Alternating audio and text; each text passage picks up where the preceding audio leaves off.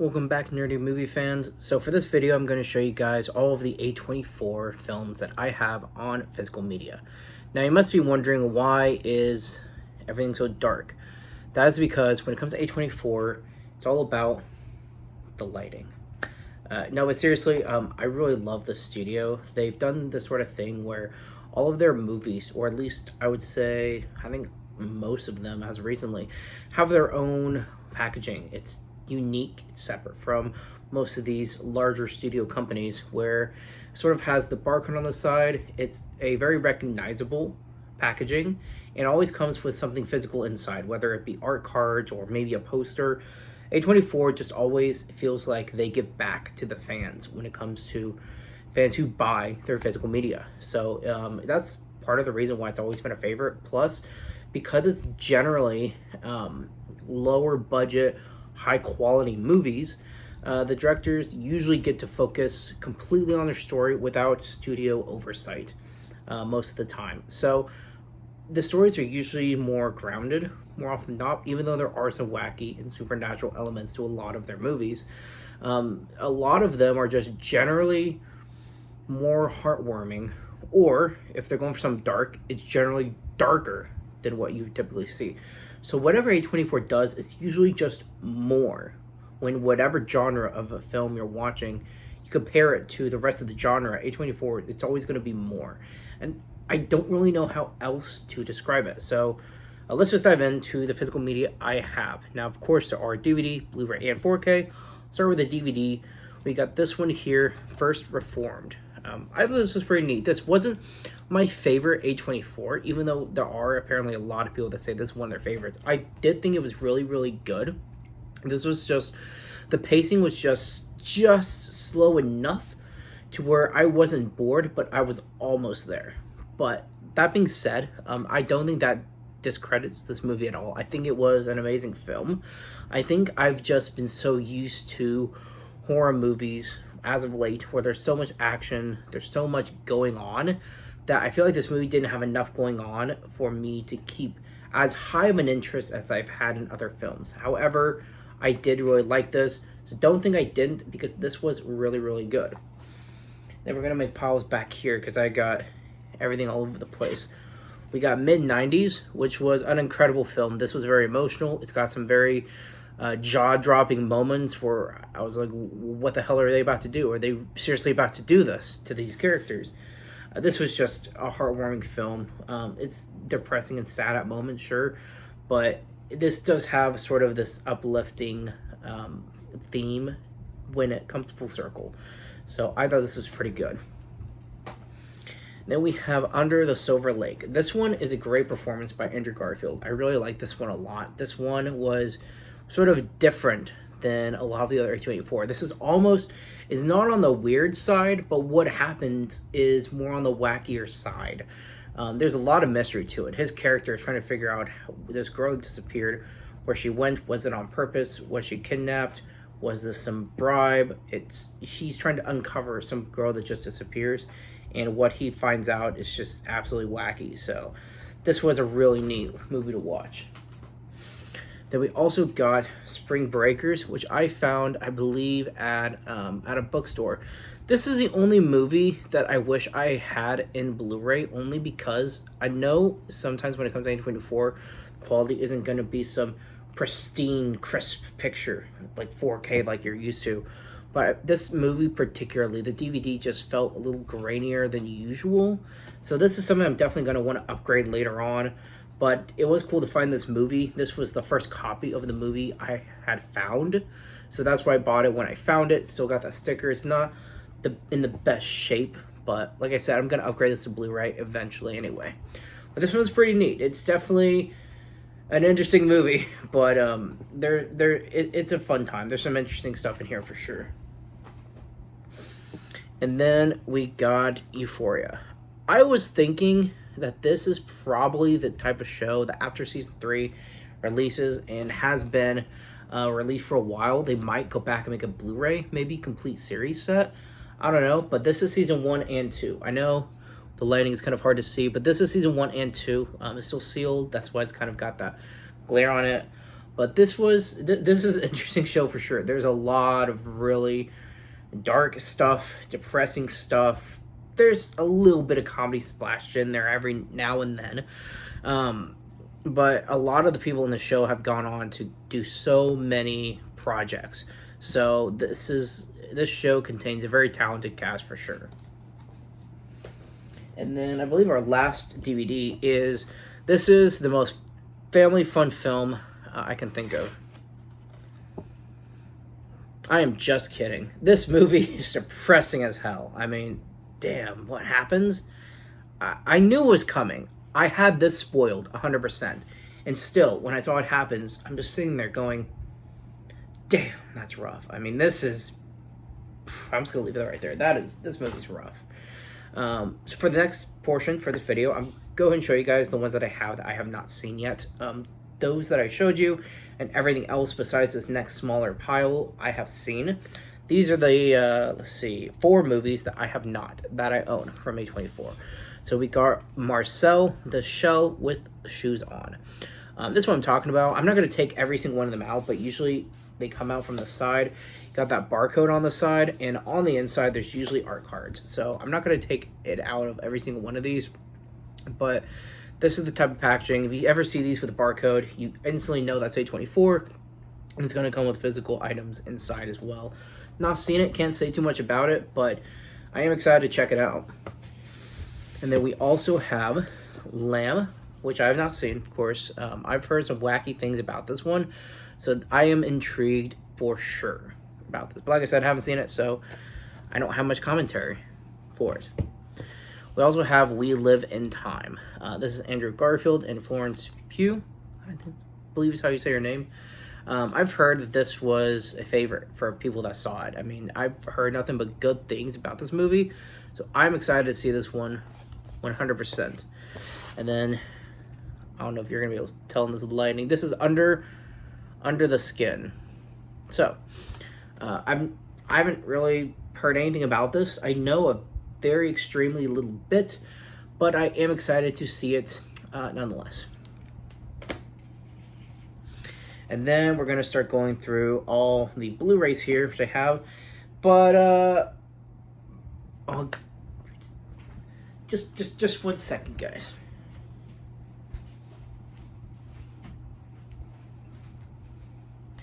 A24's lighting is always great, but I need light for these videos. Okay, I'm going to move the stack to this side just to make things a little bit easier. We got one of, I think, the strongest performances in A24's history, I would argue, The Whale. This was just tremendous acting. If you know anything about it and you're slightly interested, do yourself a favor to see this. The acting is absolutely incredible. It's a must-see. We got Bodies, Bodies, Bodies. This isn't one of my favorite A24s. If I had to rank all of the ones I've seen, this is probably toward the bottom. Not because I didn't like it. It's just, if it had to be ranked, this one just ranks pretty low. I almost bought it on 4K. I'm glad I bought it on Blu-ray just because the price difference was quite a bit. I think it was like 15 bucks difference between Blu-ray and 4K because the Blu-ray was on sale. So anyway, I bought it. This one is interesting for sure. It's got some wacky stuff in there, but the plot twist is all right. And other than that, there's not much else to it. So I would check it out if you're interested. If you're not all that interested, I wouldn't say this is a must-see for A24. And then next one, we got Green Room. This one's pretty violent, but in the best way. This one is pretty cool. Of course, you got Patrick Stewart, which is just, he's awesome in this one. You got some really good cast in here. The whole cast is pretty good. And like I said, the violence just gets turned up. This one is a very fun movie to watch. And then, hold on, we're knocking stuff over. We got High Life. I was on a Robert Pattinson kick just because his acting is so incredible. And this one, his acting is really good as well. Plus, you got Mia Goth. She plays a smaller role in this movie, but her role is pretty good as well. Her acting is obviously always pretty good. So this was a fun movie. This is sort of a what it would look like in the future if these people were sent up to space. If these criminals had to survive in space in this controlled environment, what would they do to survive? How can they survive? How could they survive if circumstances become extreme? So that whole sort of genre I just find fascinating, and this one was really well done. You got their farewell. This one's depressing because if you see the trailer or if you know about this movie, the plot, the thing that you know is coming, just brings a sense of dread throughout the whole movie. So it is depressing, but it does have its happy moments as well. I mean, it's almost endearing in a way, while it's sad at the same time. This hit multiple feels, but it was well acted, well directed. This is a really great film. I'd recommend checking it out. We also got Swiss Army Man. If you don't like weird stuff, then this is not for you. This may be one of the weirdest A24 I've seen. I mean, this is, I don't know how to describe it. I mean, this is just wacky as hell. There's so much goofiness going around between the characters in this movie. I don't even know what to tell you. If you love weird, check it out. If you don't, avoid this at all costs. We got Room. This one is actually really good. There's some Marvel fans that are like, oh, it's Brie Larson, I'm not watching it. But her acting is so incredible in this one, guys. I mean, this movie is incredible. It's basically this, Brie Larson plays this girl who was kidnapped as a teenager, has a child while in captivity, and her child are trying to plan this escape, to leave this room, where they're at is, I won't spoil it for you guys, but they're trying to escape where they're at and go back to the real world. So it's really well directed, well acted. This was a great movie. I went into it blind. I knew nothing about it. And this ended up being one of my favorites from A24. I mean, it's that good. I would seriously check this out, guys. Then we got Minari. I believe how you say it correctly. This one, I mean, obviously got a lot of nominations. This one was really, really good. This is a slow burn, so if you're not really into slow burn, this may be one that you may want to avoid. It's a slow burn for sure, but seeing this family go through all these hard times, but yet we see them succeed as well. This is just a great family film. There's some funny moments, there's depressing moments, there's a little bit of everything, and it has this sort of wholesome message to it. So I think this is a great movie, for sure. Another sad movie, but based off of a real family, we got Iron Claw. If you're familiar with the family in this movie, with the Von Erich brothers and their family in general, this movie is depressing, because if you know the story, you know what ends up happening. It's not gonna, you know it's coming, but I think that gives you a sense of dread, and even if you don't know what happens in this movie, the way it's set up, the way it's directed, it gives you a sense of dread anyway. So this was an incredible film. I thought the acting was insane. It was just, this was really, really good. And then we also got, this is one of my favorite movies, Spectacular Now. This is a love story between these two characters and what these characters go through with their past and how they overcome their sense of identity and discover their identity and all that. This is one of my favorite movies of all time. It's so emotional. It's so well done. This was, I mean, this one had me crying, guys. I'm just going to be real with you. This one, this is what movies are all about right here. So I would check this out 1000%. If you watch any A24, if you're into what this movie's about, check it out. Please, please, please, guys, check this out. On a sort of just depressing note, we got Dream Scenario. It's not that the whole movie's depressing necessarily. It's just this guy keeps getting screwed over every kind of way a character can get screwed over, and it just sucks for the guy because he did nothing wrong, but everyone's blaming him anyway. And it's almost funny in a way, at least for the first part, but then it just gets dark, and then it just gets a little bit depressing, and then it's just sad. But by the time you're in the third, this movie's just sad. But it was a fun watch. Then we got The Bling Ring. This is based off of, or at least loosely based off of, a true story. This one wasn't really for me. It was just, I guess, the pacing. It was just the story I just wasn't really all that invested in. But, I mean, it's well shot. It was a well-made movie. This just wasn't, it didn't speak to my personal taste in movies. But this one was well-made, and it was pretty interesting. So if you like the sort of based off true story kind of thing, I would check this one out because I thought it was pretty decent.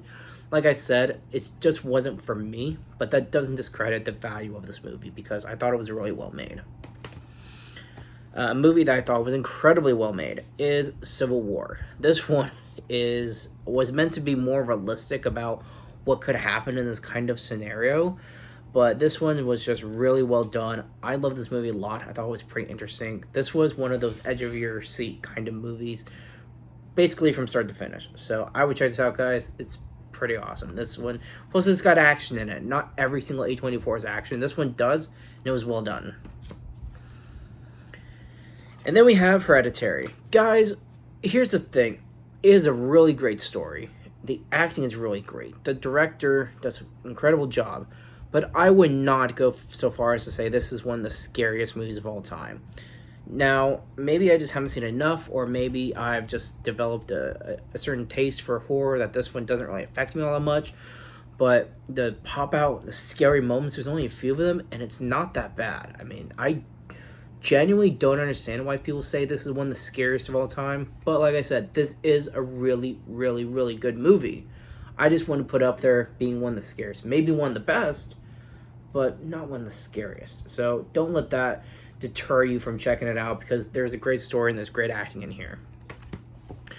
Alright, and now we got this one. We got Pearl. So this is sort of out of order. I got X here as well. So this is the first one. Of course, this is the sequel. Both on Blu-ray. There is a 4K for each now through Second Sight.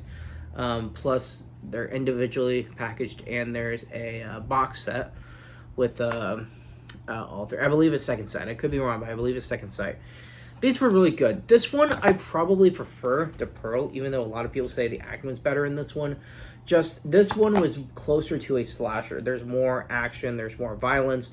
There's more creepy moments in this one than this. This is more of a slow burn drama with some eerie violence in there as well.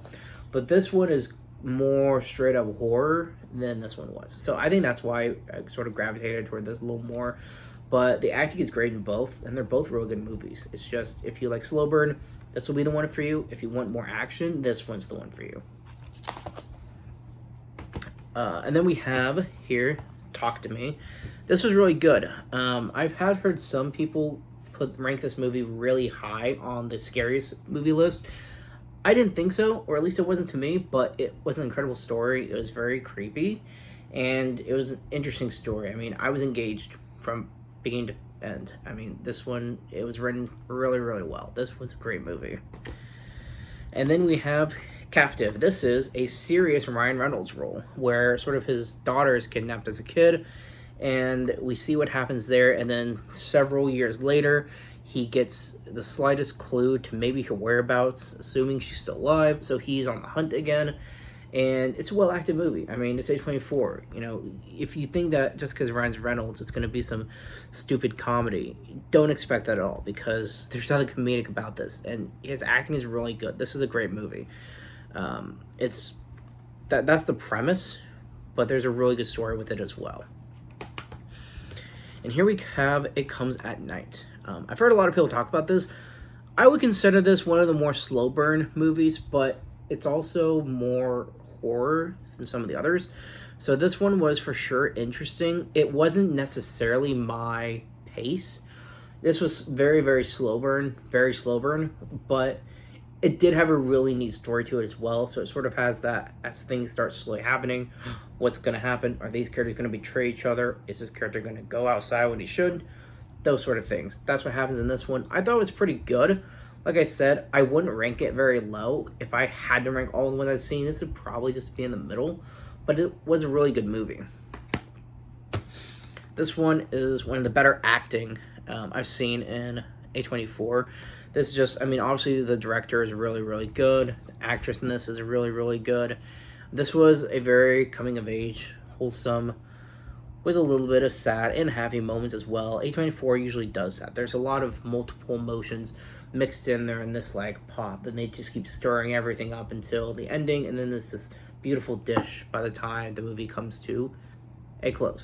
So this one's really good. I would check it out. It's a coming of age story, and it's really well done. This one, I don't know how to describe this. So we have the killing of a sacred deer. The way characters talk in this movie, which I guess is just part of what the director does, the characters talk is such this sort of way where no one ever talks. I don't know how else to describe it. That's not very descriptive. The way people have dialogue in this film is just, it's almost to the point where it's so awkward that it doesn't feel authentic. So that sort of took me out of the movie, even though Barry Keoghan's acting is really incredible in this movie, and the rest of the cast is really well in this as well. I just think the dialogue, it just threw me off. It just felt like something was off, but it's a really good movie. I would still check it out. I would just be aware of that before going into it.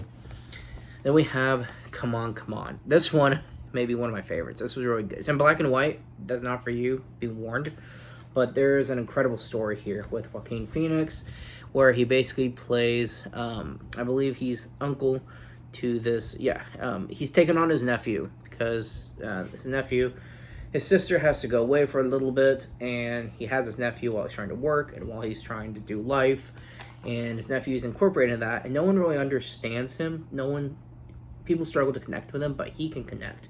And there's this really special bond in there, and that's the story, is an uncle bonding with his nephew, and it's a really great story.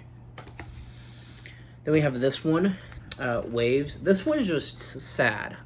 You have a couple of characters that, now there was a neat plot twist, because you have a couple of characters that you believe are the main characters for the movie, but about halfway through, they're sort of written out almost, and these other background characters take center stage for the rest of the movie. So that sort of pivot I thought was clever and interesting, because it really worked for how the story was handled. But there's some depressing stuff that happens in this one. It's not this, these characters don't have, not everyone has a happy ending, I'll just say that. But this was a really good movie. Here we have Ghost Story, more so than It Comes at Night. This one is, I would consider, if I had to give it a title, I would give it the title The Ultimate Slow Burn. I wouldn't say I was bored, but I've discovered slow burns aren't really for me, and this was very, very much a slow burn. Like, couple of different rooms throughout the whole movie, hardly anything is happening. You get pretty much one character's perspective the whole time, who can't actually affect anything that's happening. So this was the most slow burn movie I've ever seen. It's good.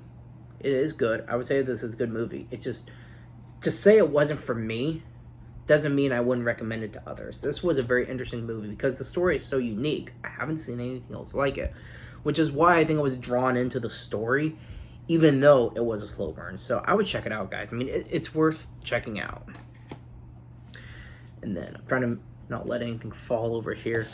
We have 8th grade. So to put it simply, this is about an 8th grader going through life.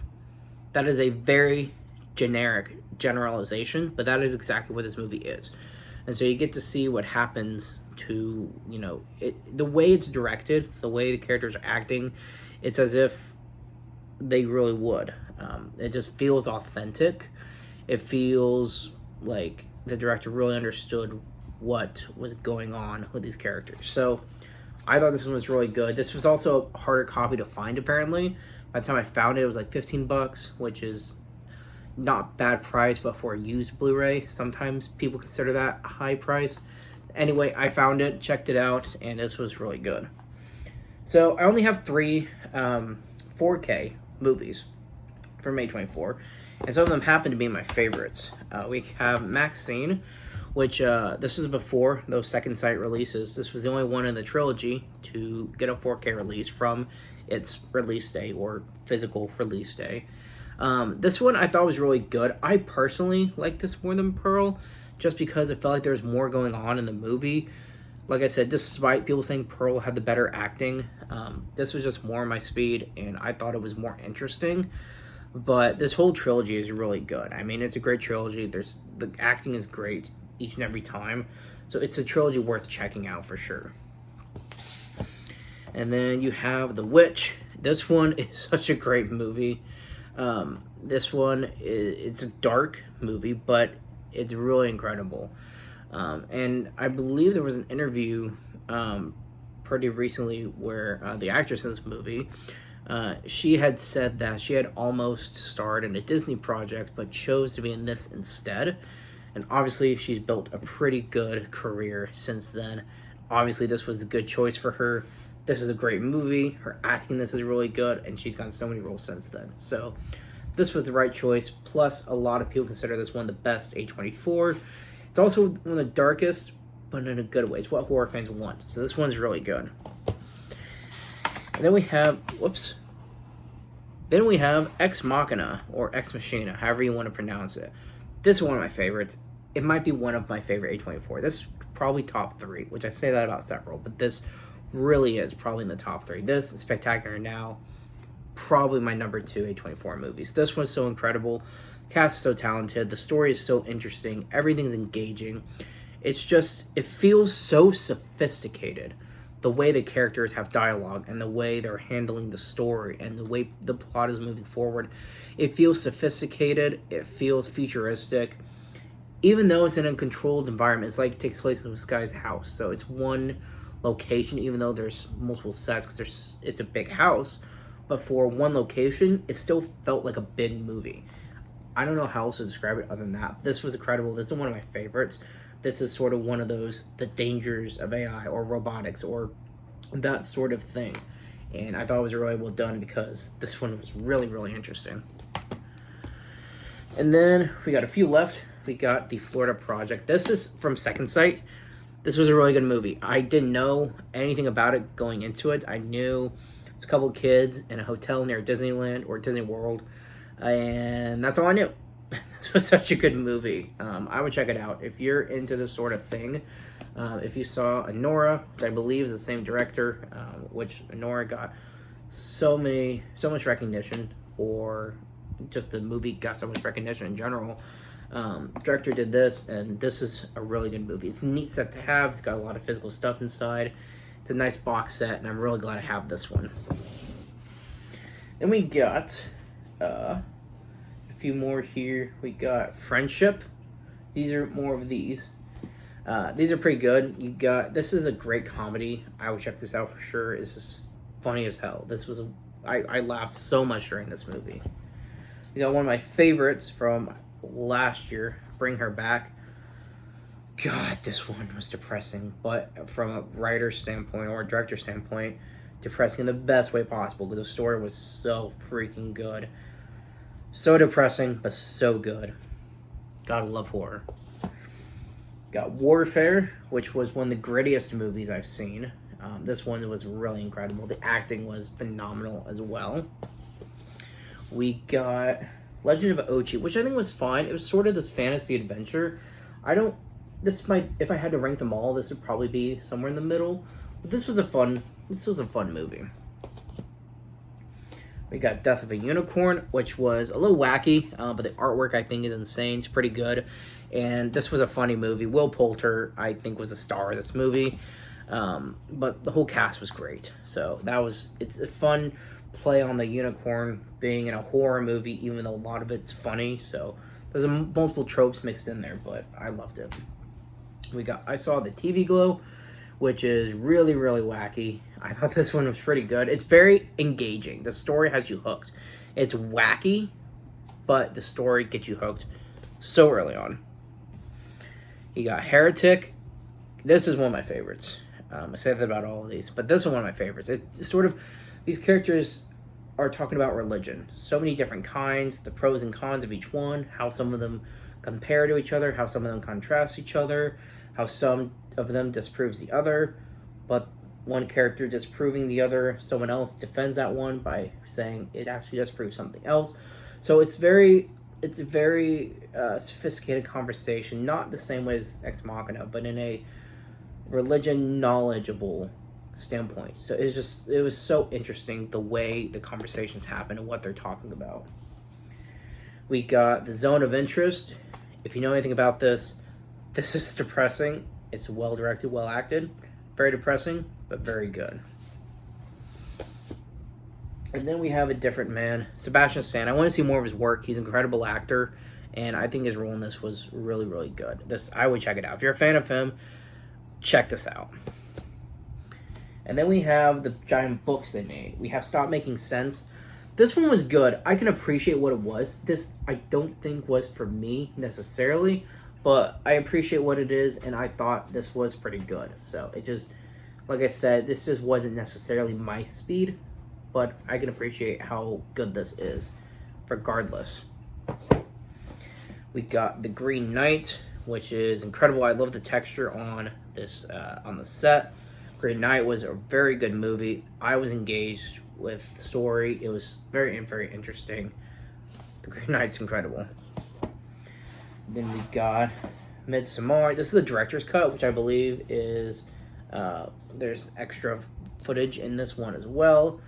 And this one, I mean, if you know anything about it, it's a difficult watch, but there's a lot of interesting stuff that happens in this movie. Plus, the story's just really good. There's just a lot of wackiness thrown in there as well. We got a couple of my favorites. We have Everything Everywhere All at Once, which is obviously an incredible movie.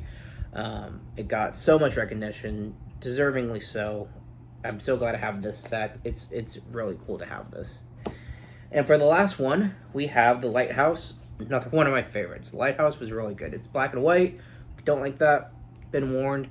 But it's another great performance by Willem Dafoe and Robert Pattinson. They're really the only cast for the movie. There's one other actress that gets such minimal screen time in it. Other than that, it's just those two characters. And it's their slow descent into madness, slowly going insane.